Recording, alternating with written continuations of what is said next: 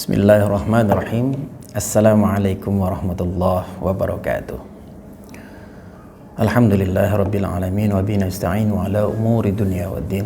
Salatu wassalamu ala asrafil anbiya'i wal mursalin sayyidina wa maulana Muhammadin wa ala alihi wa ashabihi ajma'in, amma ba'd. Allahumma shalli ala sayyidina Muhammad wa ala ali sayyidina Muhammad. Qala Allah ta'ala fil Qur'anil Karim, a'udzu billahi minasyaitonir rajim. Bismillahirrahmanirrahim. Ya ayyuhallazina amanu kutiba alaikumus siyam kama kutiba alal ladzina min qablikum la'allakum tattaqun. Ma'asyiral muslimin rahimakumullah. Alhamdulillah, puji syukur kehadirat Allah Subhanahu wa taala yang tidak henti-hentinya memberikan kenikmatan kepada kita semua, memberikan taufik serta hidayahnya kepada kita semua sehingga kita dapat melaksanakan semua perintah-perintah Allah Subhanahu wa taala dan berusaha untuk menjauhi segala larangan-larangannya. Dan alhamdulillah, beberapa hari ke depan kita sudah akan memasuki bulan istimewa yang hanya diperuntukkan untuk umat terbaik, umat daripada Nabi Muhammad sallallahu alaihi wasallam, yakni Ramadan. Tentunya bulan suci Ramadan adalah bulan yang istimewa. Oleh karena itu, kita selaku umat Nabi Muhammad SAW yang diberikan keistimewaan tersebut, sepatutnya dalam menyambut bulan suci Ramadan kita mempersiapkan diri sebaik-baiknya. Jangan sampai ketika kita masuk ke dalam bulan Ramadan kita tidak maksimal untuk melaksanakan perintah-perintahnya atau memaksimalkan untuk meraih ridha dari Allah Subhanahu wa taala, untuk mencapai insan yang bertakwa. Ada beberapa hal yang mungkin sebagian hal yang saya sampaikan ini yakni berkaitan dengan persiapan apa saja yang patut kita siapkan menjelang bulan suci Ramadan. Yang pertama adalah memperbanyak doa. Karena doa adalah komunikasi kita kepada Allah Subhanahu wa taala. Untuk kita tentunya berharap agar kita disampaikan umur kita, usia kita untuk bisa beribadah di bulan Ramadan.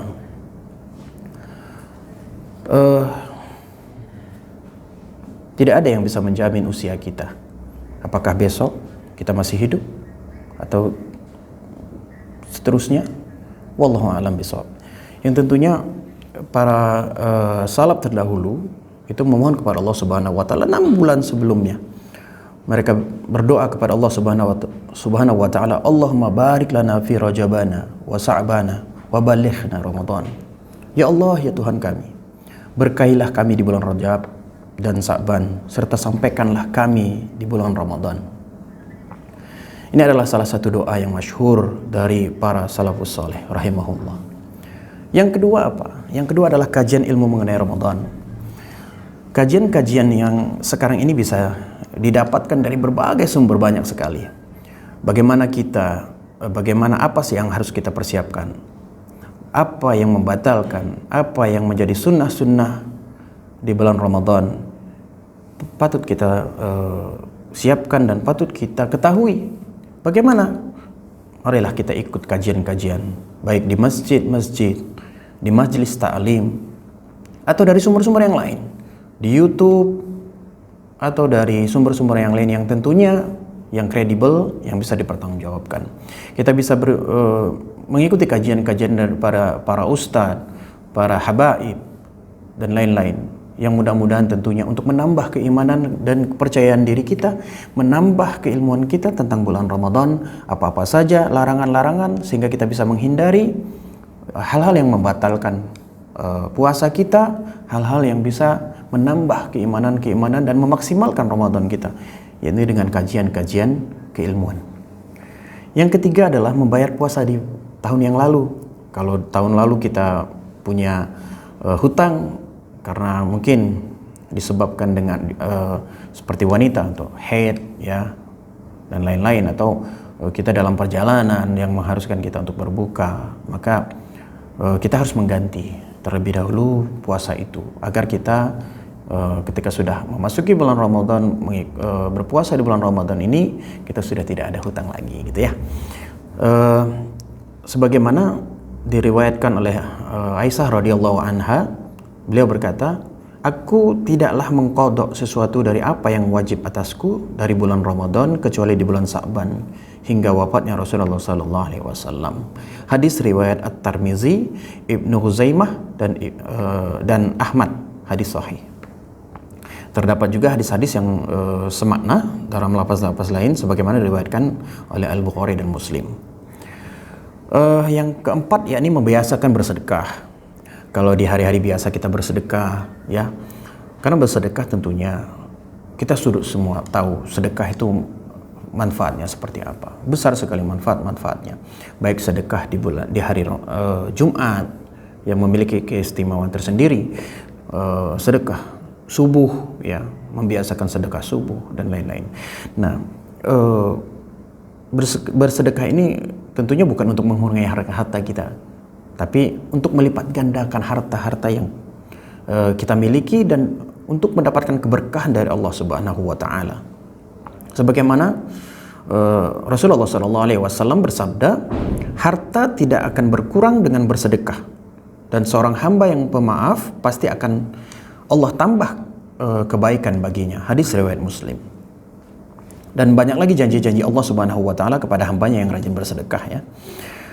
Di antaranya yakni dihapuskannya dosa-dosa kita, kemudian pahala yang berlipat ganda, terbebas dari siksa kubur, kemudian dijauhkan dari api neraka dan lain sebagainya.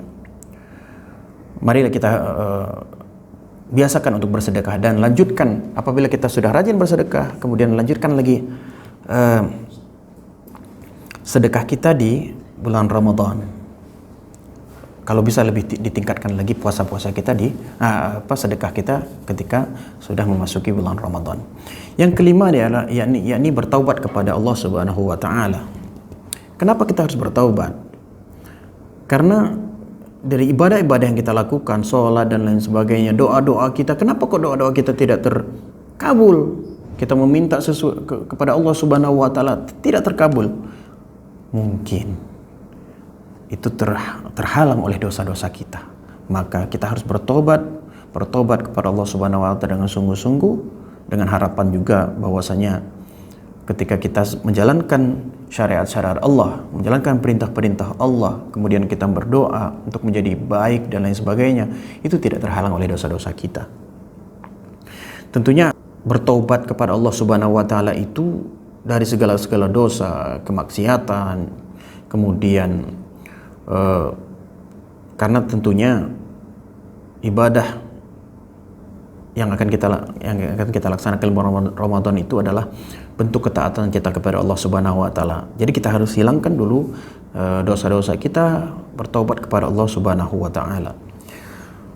Syekh Fudail bin Iyad pernah berkata, jika engkau tidak mampu menunaikan salat malam di bulan dan puasa di siang hari, maka ketahuilah bahwa engkau sebenarnya sedang dalam keadaan terhalang karena dosa-dosamu begitu banyak.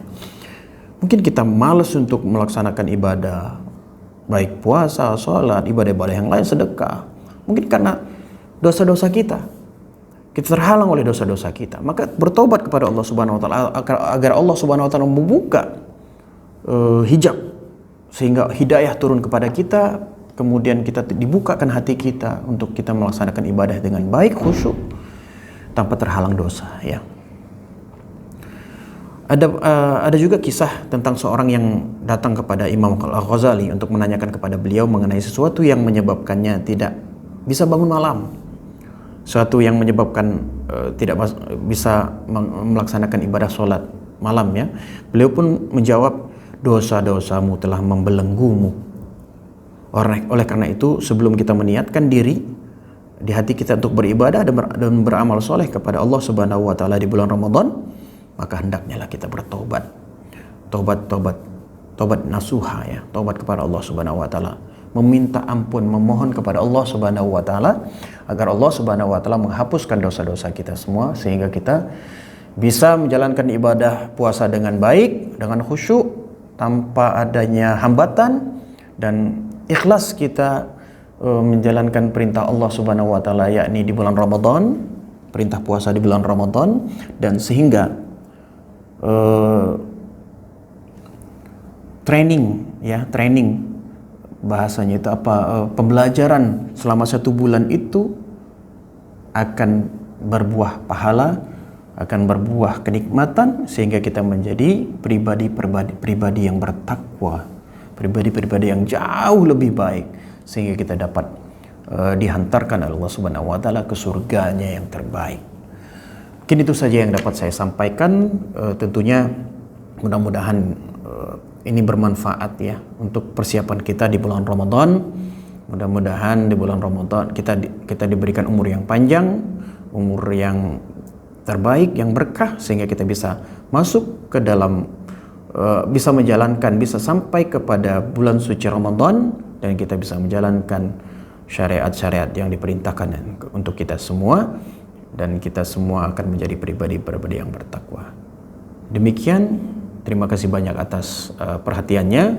Apabila ada hal-hal yang kurang berkenan, mohon maaf yang sebesar-besarnya. Kepada Allah saya mohon ampun. Billahi taufiq wal hidayah. Wassalamualaikum warahmatullahi wabarakatuh.